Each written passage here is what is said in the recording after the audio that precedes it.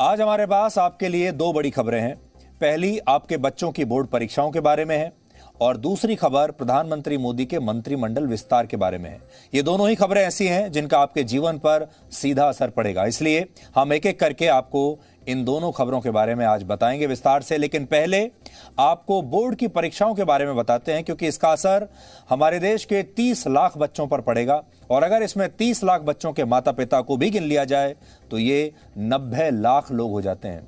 और या ये भी आप कह सकते हैं कि 30 लाख परिवारों पर इसका सीधा असर पड़ेगा।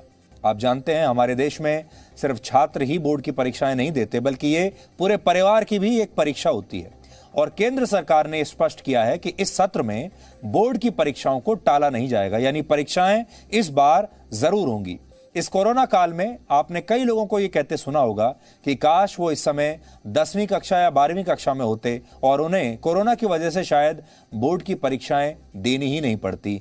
और बहुत सारे लोग तो बिना परीक्षा दिए ही पास हो जाते और इस बार हो भी गए हैं। लेकिन ये तो वो लोग हैं जो बिना पढ़े पास हो जाना चाहते हैं, लेकिन हमारे देश में बड़ी संख्या में ऐसे भी तो छात्र हैं जो पढ़ाई लिखाई करते हैं पूरे साल और अच्छे नंबरों से पास होना चाहते हैं। और जब इस तरह की व्यवस्थाएं बनती हैं तो कई बार इन बच्चों के साथ नाइंसाफी हो जाती है। इस साल 10वीं और 12वीं कक्षा की बोर्ड परीक्षाओं को रद्द कर दिया गया था और केंद्रीय शिक्षा बोर्ड सीबीएसई ने छात्रों को पास करने के लिए एक फॉर्मूला बनाया था। कुल मिलाकर कहें तो छात्रों को परीक्षाएं नहीं देनी पड़ी और अब कुछ छात्रों ने ऐसा मान लिया है कि जब तक कोरोना वायरस रहेगा तब तक वो बिना परीक्षाएं दिए ही पास होते रहेंगे। और जैसा हमने कहा, ये नाइंसाफी होती है। जो बच्चे पूरे साल बिल्कुल पढ़ाई नहीं करते वो भी पास हो जाते हैं और जो बच्चे पूरे साल पढ़ाई करते हैं, जिन्हें और ज्यादा नंबर मिलने चाहिए थे, कई बार उन्हें उतने मार्क्स नहीं मिल पाते जितने के हकदार हैं। लेकिन आज हम नई जानकारी आपको बताना चाहते हैं, क्योंकि अब बोर्ड की परीक्षाएं बिल्कुल नए तरीके से होने वाली हैं। सबसे पहले आपको पूरी खबर बताते हैं। सीबीएसई ने वर्ष 2021 और 22 के एकेडमिक सेशन के लिए, यानी इस बार के सत्र के लिए नई गाइडलाइंस जारी की हैं। इसके तहत जिन छात्रों ने इस साल 10वीं और 12वीं की कक्षा में प्रवेश किया है, उन्हें फाइनल एग्जाम्स जो उनके हैं वो एक बार नहीं 2 बार देने पड़ेंगे। पहली परीक्षा को टर्म 1 कहा जाएगा और दूसरी बार होने वाली परीक्षा को टर्म 2 कहा जाएगा। यानी बोर्ड की परीक्षा को 2 हिस्से में बांट दिया गया है, टर्म 1 और टर्म 2। और इस प्रक्रिया में सिलेबस को भी आधा आधा बांट दिया गया है, यानी 50-50% बांट दिया गया है। 50% पहले और 50% बाद में। अगर आपको अब भी समझ में नहीं आया तो हम सरल भाषा में ये पूरी प्रक्रिया आज आपके लिए और आपके बच्चों के लिए समझाएंगे। नई गाइडलाइंस के मुताबिक पहले टर्म की परीक्षाएं नवंबर से दिसंबर महीने के बीच होंगी। इस साल नवंबर और दिसंबर महीने में होंगी, यानी बोर्ड ने 4 हफ्तों में परीक्षाएं कराने की जगह 8 हफ्तों में पहले टर्म की परीक्षाएं कराने का फैसला लिया है। अब आप नोट कर सकते हैं, इस सत्र में 10वीं और 12वीं कक्षा की पहले टर्म की बोर्ड परीक्षाएं नवंबर और दिसंबर महीने में होंगी। एक विषय की परीक्षा देने के लिए आपको 90 मिनट मिलेंगे और इसमें आपको OMR शीट पर परीक्षा में आए प्रश्नों के उत्तर देने होंगे। यानी आपको जो प्रश्न पुस्तिका मिलेगी उसमें आपको सवालों का जवाब ABCD में से सही विकल्प को चुनकर देना होगा। इसे मल्टीपल चॉइस क्वेश्चन एग्जाम भी कहते हैं और बहुत सारे लोग इसे ऑब्जेक्टिव टाइप एग्जाम भी कहते हैं। यानी इसमें आपको विकल्प दिए जाएंगे और उस विकल्प में से आपको सिर्फ टिक करना है और टिक करके आपको अपनी परीक्षाएं ये देनी होगी। ऑब्जेक्टिव टाइप परीक्षा होगी टर्म 1 की। यहां आपको जो नोट करना है वो ये कि पहले टर्म की परीक्षा में सिर्फ 50% सिलेबस से ही आपसे सवाल पूछे जाएंगे और इस परीक्षा में आपको जितने भी अंक मिलेंगे उन अंकों को अंतिम नतीजों में जोड़ दिया जाएगा। उसी तरह दूसरे टर्म की बोर्ड परीक्षा बचे हुए 50% सिलेबस के आधार पर होगी और सीबीएसई ने तय किया है कि यह परीक्षा मार्च-अप्रैल 2022 तक कराई जाएगी और इसमें परीक्षा देने के लिए आपको 2 घंटे का समय मिलेगा।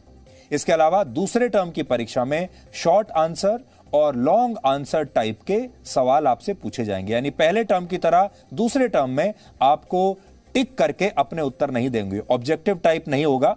सब्जेक्टिव होगा। हालांकि बोर्ड ने कहा है कि अगर कोविड की वजह से परीक्षा आयोजित नहीं हो पाती है तो फिर परीक्षा 2 घंटे की जगह 90 मिनट की ही कर दी जाएगी और फिर उसमें भी ऐसे ही मल्टीपल चॉइस क्वेश्चंस पर आधारित क्वेश्चन पेपर आपको देना होगा।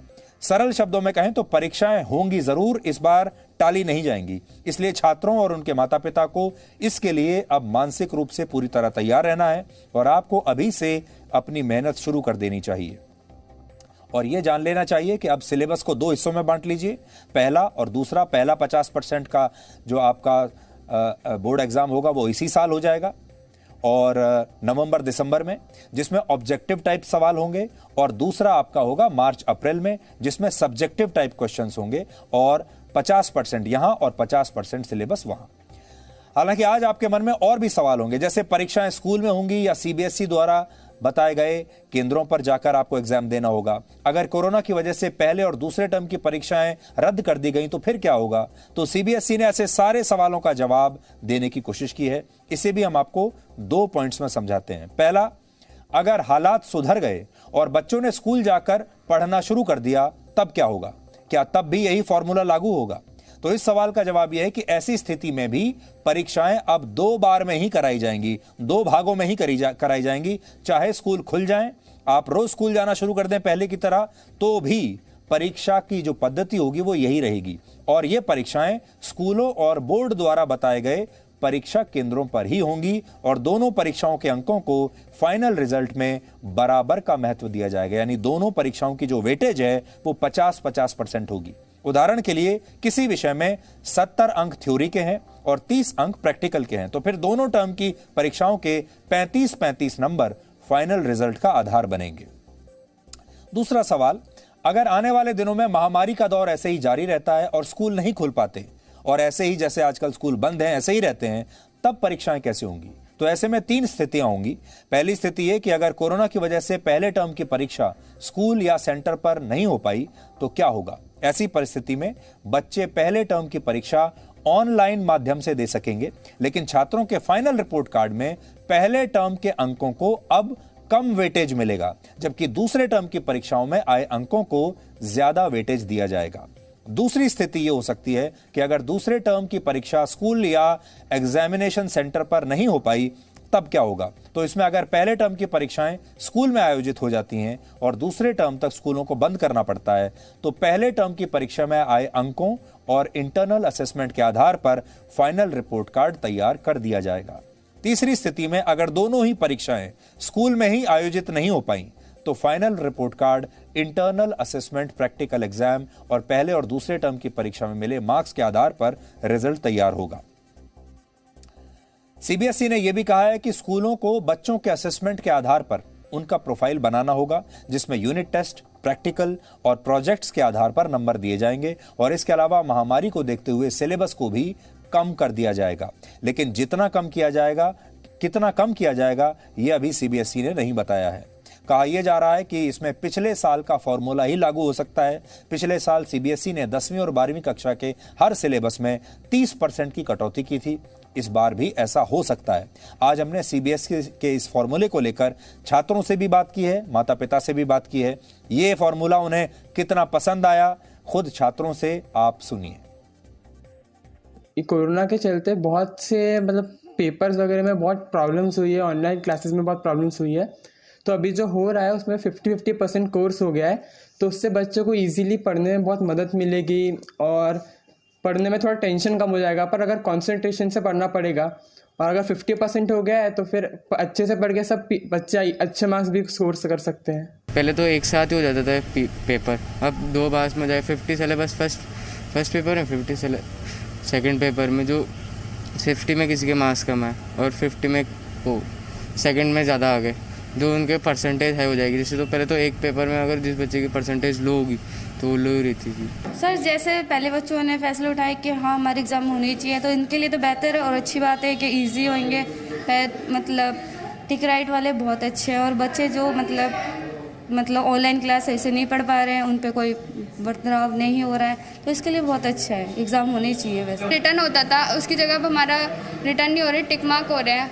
वो सही है। रिटर्न होते थे वो भी सही होते थे। अगर हमारी ऑफलाइन क्लास होती ना तो उसमें ज़्यादा हमें समझ आता था, बट अब ऑनलाइन क्लास हो रही है उसके हिसाब से ना एमसीक्यू क्वेश्चन बहुत अच्छे हैं। ऑनलाइन क्या है, हमारी बेसिकली इतनी सही से पढ़ाई नहीं हो पाती, स्कूल में भी हो नहीं पाती थी मतलब, तो ऑनलाइन थोड़ी कम हो रही है, तो इसलिए एमसीक्यू का सही है। 1.5 घंटे का हिसाब से देखा जाए तो बहुत सही है, बहुत बेस्ट है।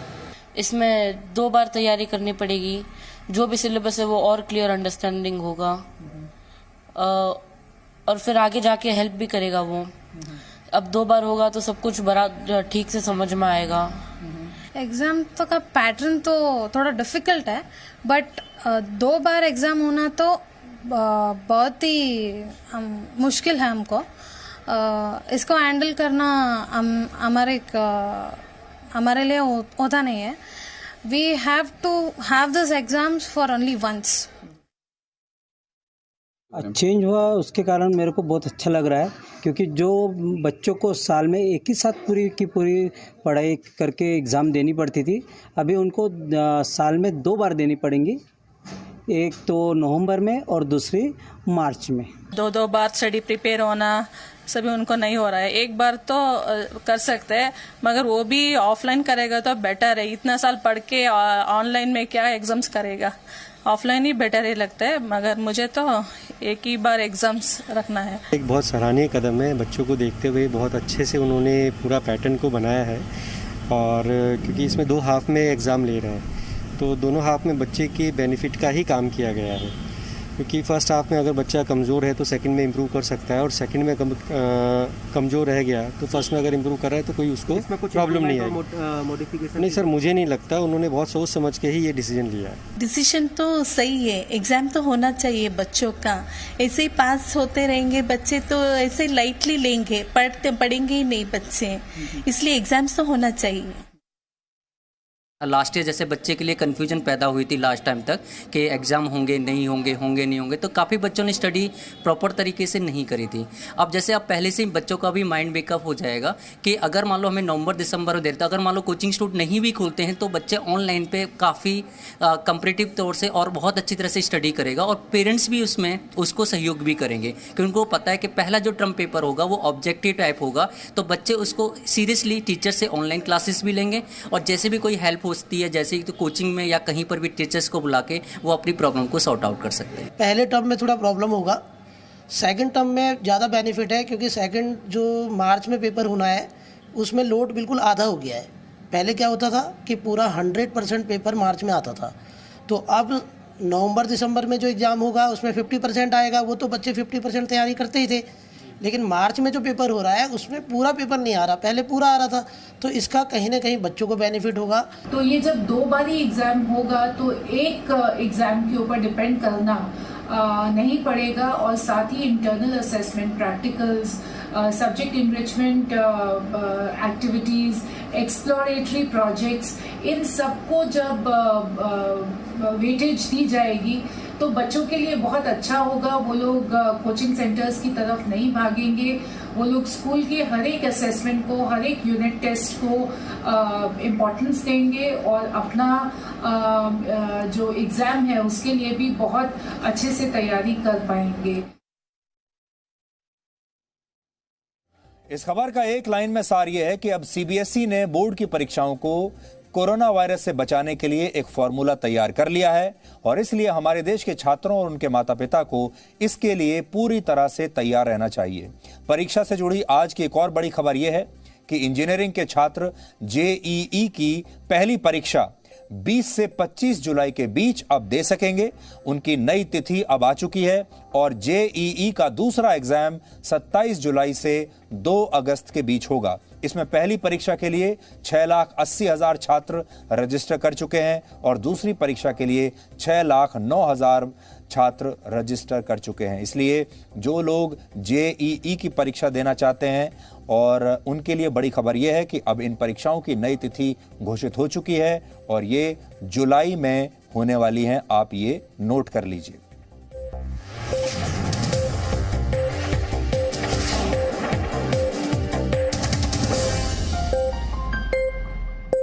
Presenting V News app, available on Google Play and App Store. Download it now.